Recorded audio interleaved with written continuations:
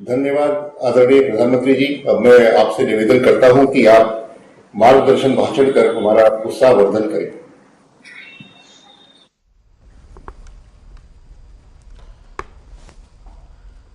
नमस्कार जी। कार्यक्रम में उपस्थित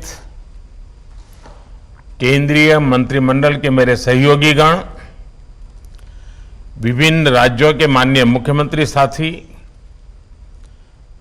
सांसदगण, विधायकगण, अन्य महानुभाव, देवी और सज्जनों,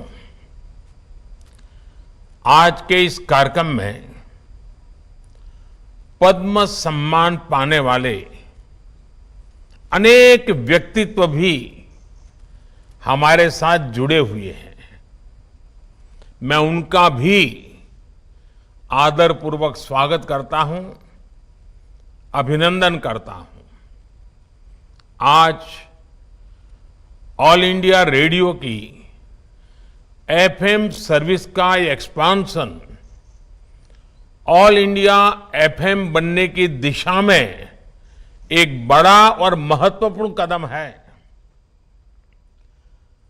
ऑल इंडिया रेडियो के 91 एफएम ट्रांसमीटर्स की ये शुरुआत देश के 85 जिलों के 2 करोड़ लोगों के लिए उपहार की तरह है।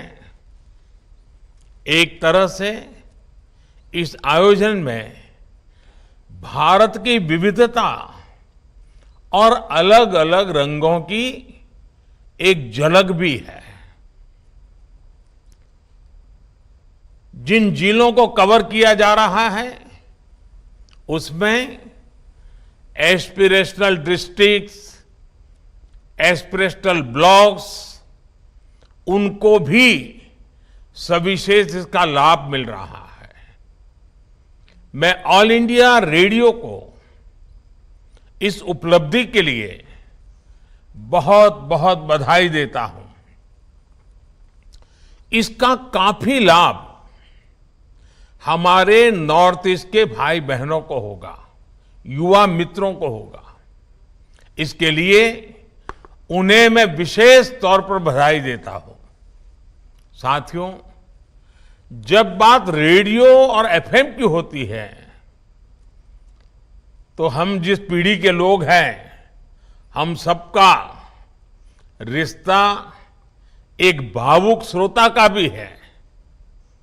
और मेरे लिए तो ये भी खुशी है कि मेरा रिश्ता एक होस्ट का भी बन गया है। अभी कुछ दिन बाद ही मैं रेडियो पर मन की बात का 100वां एपिसोड करने जा रहा हूं। मन की बात का ये अनुभव देशवासियों से इस तरह का भावनात्मक जुड़ाव केवल रेडियो से ही संभव था। मैं इसके जरिए देशवासियों के सामर्थ्य से जुड़ा रहा, देश की सामूहिक कर्तव्य शक्ति से जुड़ा रहा। स्वच्छ भारत अभियान हो, बेटी बचाओ बेटी पढ़ाओ हो, या हर घर तिरंगा अभियान हो, मन की बात ने इन अभियानों को जन आंदोलन बना दिया। इसलिए एक तरह से मैं ऑल इंडिया रेडियो की आपकी टीम का भी हिस्सा हूं। साथियों, आज के इस आयोजन की एक और खास बात है। ये वंचितों को वरीयता की सरकार की नीति को आगे बढ़ाता है, जो अब तक इस सुविधा से वंचित रहे, जिन्हें बहुत दूर दराज में रहने वाला माना जाता था, वो अब हम सभी से और ज्यादा कनेक्ट होंगे। समय पर जरूरी जानकारी पहुंचाना हो, कम्युनिटी बिल्डिंग का काम हो, एग्रीकल्चर से जुड़ी मौसम की जानकारियां हो, किसानों को फसलों, फल, सब्जियों की कीमत की ताजा जानकारी हो, केमिकल खेती से होने वाले नुकसान की चर्चा हो, खेती के लिए आधुनिक मशीनों की पुलिंग हो, महिलाओं के सेल्फ हेल्प ग्रुप को नए बाजारों के बारे में बताना हो, या फिर किसी प्राकृतिक आपदा के समय पूरे क्षेत्र की मदद करना, इन एफएम ट्रांसमीटर्स की बहुत अहम भूमिका रहेगी। इसके अलावा एफएम की जो इंफोटेनमेंट वैल्यू है वो तो होगी ही। साथियों, हमारी सरकार निरंतर इसी तरह टेक्नोलॉजी के लोकतांत्रिकरण, डेमोक्रेटाइजेशन, इसके लिए काम कर रही है। भारत अपने सामर्थ्य का पूरा इस्तेमाल कर पाए, इसके लिए जरूरी है कि किसी भी भारतीय के पास अवसरों की कमी न हो। आधुनिक टेक्नोलॉजी को सभी के लिए एक्सेसिबल बनाना, एफोर्डेबल बनाना, इसका बहुत बड़ा माध्यम है। आज भारत में जिस तरह गांव-गांव तक ऑप्टिकल फाइबर पहुंचाया जा रहा है, मोबाइल और मोबाइल डेटा दोनों की कीमत इतनी कम हुई है, उसने एक्सेस टू इंफॉर्मेशन को बहुत आसान बना दिया है। आजकल हम देखते हैं देश के कोने कोने में, गांव-गांव में नए डिजिटल एंटरप्रेन्योर्स बन रहे हैं। गांव के युवा गांव में रहते हुए ही डिजिटल टेक्नोलॉजी का लाभ उठाकर कमाई कर रहे हैं। इसी तरह जब हमारे छोटे दुकानदारों को, रेहड़ी पटरी वाले साथियों को इंटरनेट और यूपीआई से मदद मिली, तो उन्होंने बैंकिंग सिस्टम का लाभ लेना भी शुरू कर दिया। आज टेक्नोलॉजी की मदद से हमारे मछुआरे साथियों को मौसम संबंधी सही जानकारी सही समय पर मिलती है। आज टेक्नोलॉजी की मदद हमारे लघु उद्यमी अपने प्रोडक्ट्स देश के कोने कोने में बेच पा रहे हैं। इसमें गवर्नमेंट ई मार्केट प्लेस यानी जेम से भी उन्हें मदद मिल रही है।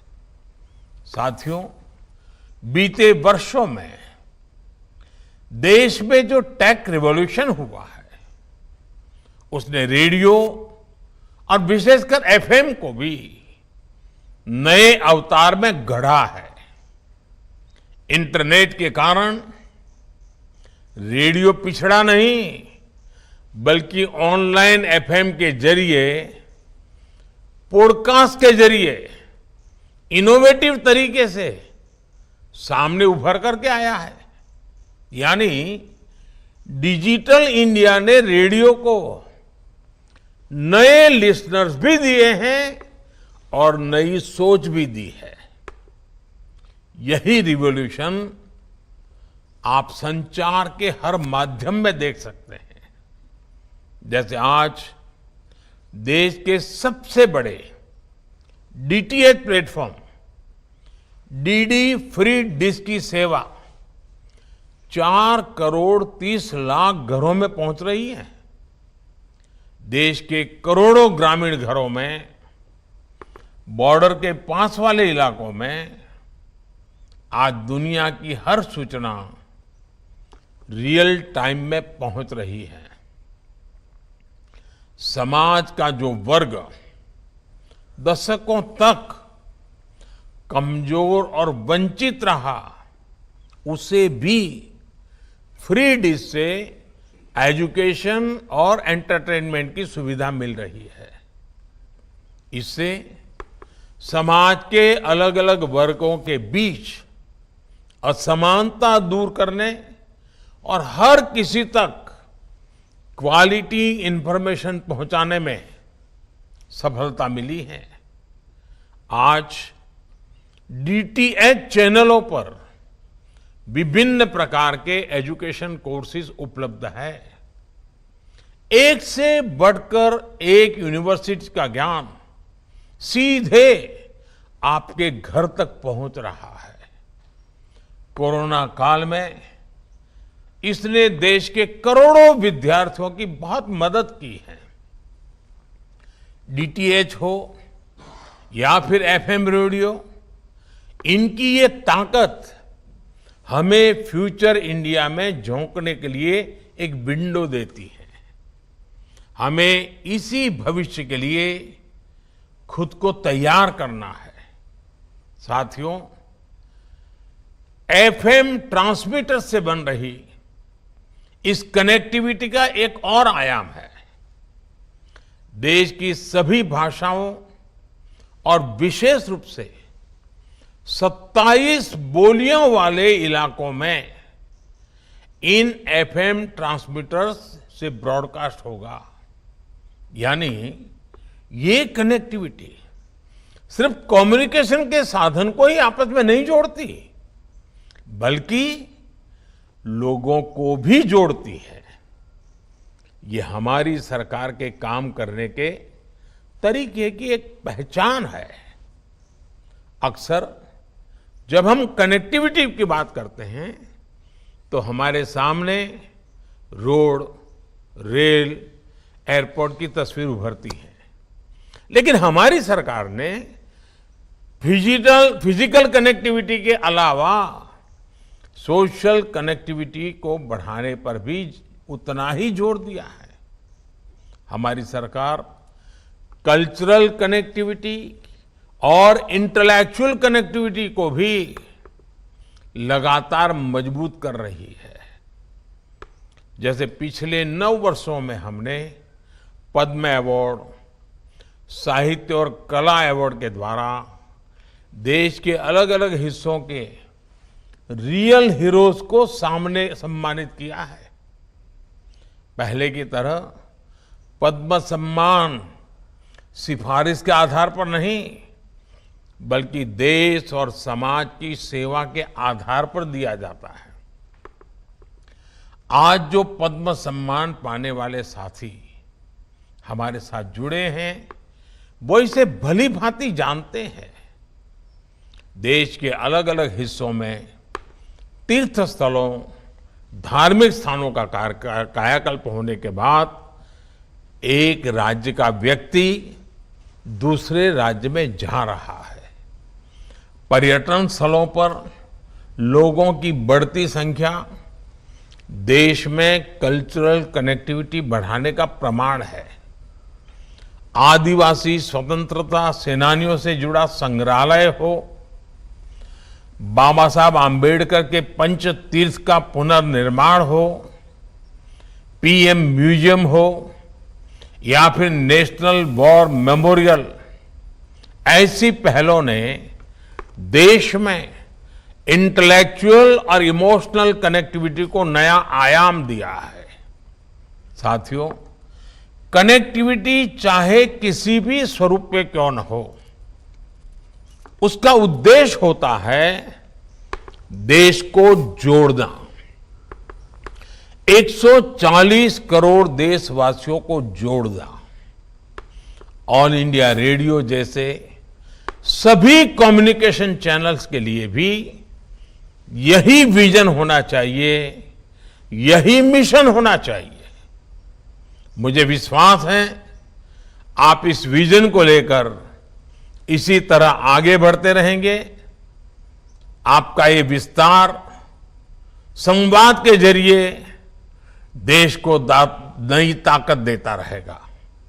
एक बार फिर आकाशवाणी को देश के दूर दराज के क्षेत्र के मेरे प्यारे भाइयों बहनों को मैं बहुत बहुत शुभकामनाएं देता हूं, बहुत बधाई देता हूं। धन्यवाद।